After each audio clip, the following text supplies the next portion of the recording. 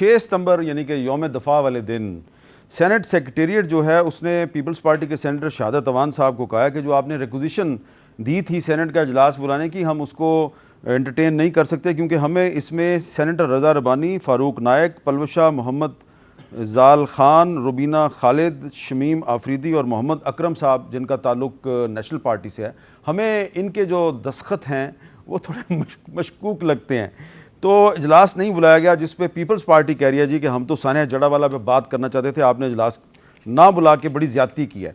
तो इस पर मैं चाहूँगा अफनानुल्लाह साहब की क्या ये ज़रूरी नहीं है कि सानिया जड़ावाला जो है उस पर थोड़ी सी बात तो होनी चाहिए, इजलास बुलाने में क्या हर्ज है? देखिए, इजलास बुलाने में तो मेरा नहीं ख्याल है कोई हर्ज है, लेकिन ज़ाहिर है आपको प्रोसीजर फॉलो करना है। इजलास यहाँ तो गवर्नमेंट रिकमेंडेशन कर सकती है या फिर आपके पास 26 सेनेटर्स होने चाहिए और उसके अंदर तो गवर्नमेंट तो है ही नहीं इस वक्त। नहीं, गवर्नमेंट केयर टेकर भी रिक्वेजिशन कर सकती अच्छा। है। अब वो अगर लिख के दे दे प्रेसिडेंट को, प्रेसिडेंट रिक्वेजिशन कर देगा। तो आप 26 कह रहे हैं, इन्होंने 27 सेनेटर्स का दिया है। नहीं 27, चले 27 कर ले।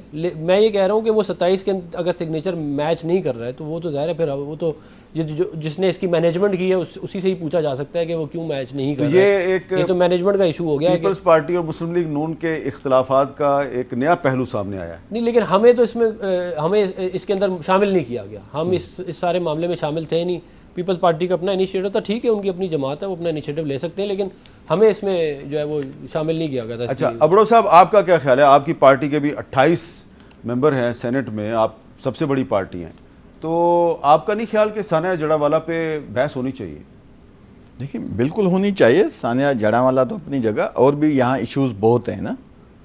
आप आज के इशू को ले लें जो पहले आपने डिस्कस किया, जो जजेस ने जो मतलब अपने डिसीजन दिए हैं या जो मतलब नहीं हो रहा, उसी पे भी होना चाहिए ना ऐसे। और सेनेट की करारदाद है कि सेनेट की करारदाद है, मुश्ताक अहमद खान साहब ने पेश की थी और यूनानिमसली पास हुई थी कि इलेक्शन 90 दिन में कराया जाए। ठीक है ना, तो उस सब पे इलेक्शन मेन चीज़ इशू इस वक्त है इलेक्शन का ना।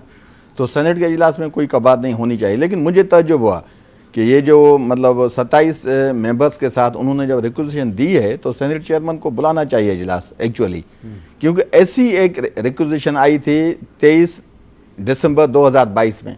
अच्छा, इजलास 2 दिन पहले ख़त्म हो गया। अचानक फिर जुम्मे को न जाने क्या होना था, ये जुम्मा था, जुम्मे का दिन था 23 दिसंबर 2022। पहले सदर को भेजी गई, वो जैसे गवर्नमेंट लेटर भेजती है जैसे अभी बताया गया, तो सदर ने वो नहीं किया। फिर अचानक शाम को सेनेट चेयरमैन साहब ने अपने अख्तियारात इस्तेमाल करके वो इजलास जो है कॉल किया। उसकी बुनियाद भी यही थी कि रिक्वेजिशन आई है हुकूमत के जो मेंबर्स हैं। लेकिन जब इजलास स्टार्ट हुआ 5:30 बजे, हम गए उसमें, आप यकीन करेंगे वहाँ जो रिक्वेजिशन पे साइन थी, सपोज करो 26 मेंबर होने चाहिए ना, तो वहाँ कोई 5-6 मेंबर्स थे वहाँ उसके हुकूमत के। हम तो सारे जितने भी मौजूद थे अपोजिशन के गए, लेकिन उसके बाद 2 घंटे इंतजार किया गया जब तक वो मेंबर्स आने चाहिए। तो ये सबूत है उसी बात का, अगर वो लोग मौजूद थे इस्लामाबाद में, उन्होंने रिक्वेजिशन पे जुम्मे के नमाज के बाद साइन की, चेयरमैन को भेजी, तो वो तो 5:30 बजे इजलास में आ जाते। फिर इंतजार किया गया कि कोई पेशावर से रास्ते में था, कोई लाहौर से रास्ते में था, तो ये पहले भी ऐसी साइन होती रही हैं। तो इस वक्त मुझे पता नहीं कि पीपल्स पार्टी को ऐसी कौन सी मजबूरी हुई। और मुझे बड़ा धचका लगा कि दनेश ने, अताउर रहमान साहब ने और सरदार शफीक तरीन ने तो कहा है कि भाई हमारे साइन ही नहीं है। उन्होंने टेलीफोनिक जो है ना उनसे, ये लेटर में लिखा हुआ है, जो लेटर अभी आपने शो किया है। तो बहरहाल ये अनफॉर्चुनेट है कि पीपी ने अगर ऐसे इस तरीके से रिक्वेस्ट किया, अगर वो हमें कहते तो हम उनके साथ साइन कर देते। जो भी नेशनल इशूज़ हैं इजलास बुलाने के लिए, ये इशू कोई भी नहीं है। अच्छा जी, ताज हैदर साहब, आप इस पर क्या कहेंगे? आप वो कह रहे हैं, अबड़ो साहब कह रहे हैं कि अगर आप हमें कहते तो हम भी आपके साथ ताउन करते, और अफनानुल्लाह साहब जो है उनका भी मौक़िफ़ आपने सुन लिया। तो ये क्या असल में कहानी क्या है, क्यों इजलास नहीं बुलाया गया? देखिए, जो सेनेट सेक्रेटेरिएट का रवैया है वो इंतहाई गैर महज़्ज़ब और तौहीन आमेज़ है। मैं अफनान भाई को ख़ास तौर से ये कहना चाहूँगा कि ये तौहीन जो है वो 2-4 सेनेटरों की नहीं हुई है, मुअज़्ज़ज़ सेनेटरों की।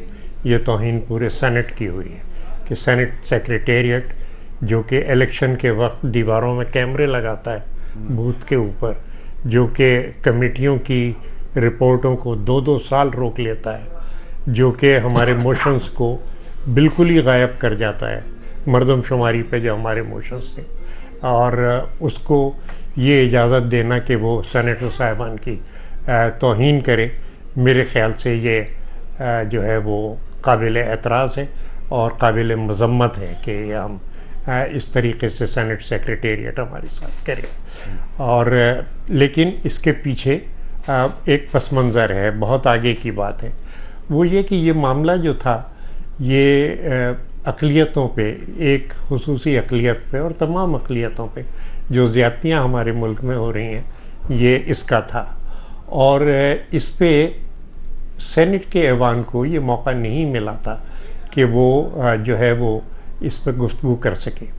अच्छा, मेरी ख़ुद तजवीज़ ये थी कि हमें कुछ और इश्यूज़ भी शामिल करना चाहिए, लेकिन कई सेनेटर्स ने ये बात उठाई कि अगर हम और इश्यूज़ को शामिल कर देंगे और एजेंडा तवील हो जाएगा, तो जो अहमियत इस एक इशू की है, क्योंकि ये मसला नहीं है, ये मसले से कहीं बढ़ के बात है, ये जो है अक़लियतों को इत्मीनान दिलाना और कि हम आपके साथ खड़े हैं और आपके साथ ज़्यादती नहीं होने देंगे, ये उसका मामला है।